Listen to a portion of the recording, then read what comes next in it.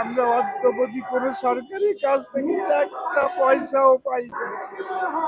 তারা কেন এই মাদ্রাসাগুলি খুলছিল আর আমাদেরকে বই পুস্তক দিয়ে এই মাদ্রাসাগুলি পাঠদান করার জন্য ছেলে মেয়েদেরকে আমাদের ডাকতে বলছিল।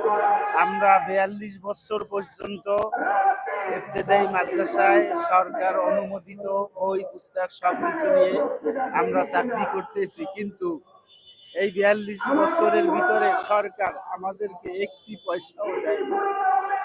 আমরা অর্ধাহারে অনাহারে আমরা থেকে থেকে এই পর্যন্ত আমরা সেই দেশের সন্তানদেরকে পাঠদান দিয়ে আসছি। ইবতেদায়ী বই পুস্তক মাদ্রাসা, সরকারি মাদ্রাসা কর্তৃক এই বই পুস্তকগুলো শিক্ষা প্রদান করছি, কিন্তু আমরা অদ্যাবধি কোনো সরকারি কাজ থেকে একটা পয়সাও পাই না।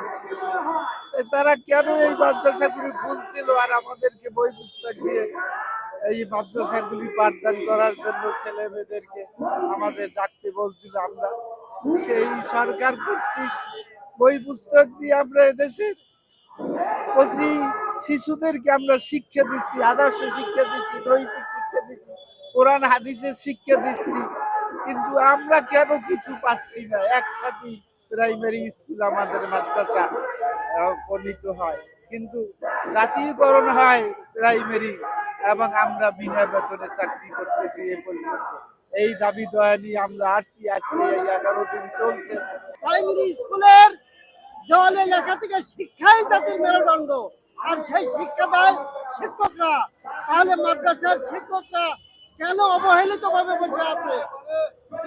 আজ 40 বছর যাবৎ আমরা বেতন ভাতা না পেয়ে আমাদের ছেলে মেয়ে, স্ত্রী, পরিবার, পরিজনকে না খেয়ে রেখেছি।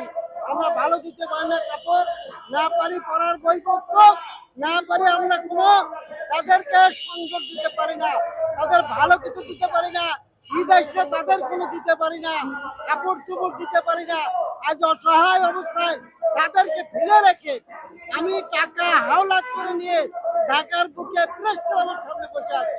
যদি এরকম অবস্থা হয় তাহলে আমি মনে করি এই শিক্ষামন্ত্রী, এই শিক্ষা উপদেষ্টা আমাদের জন্য অনুপযুক্ত শিক্ষা উপদেষ্টা।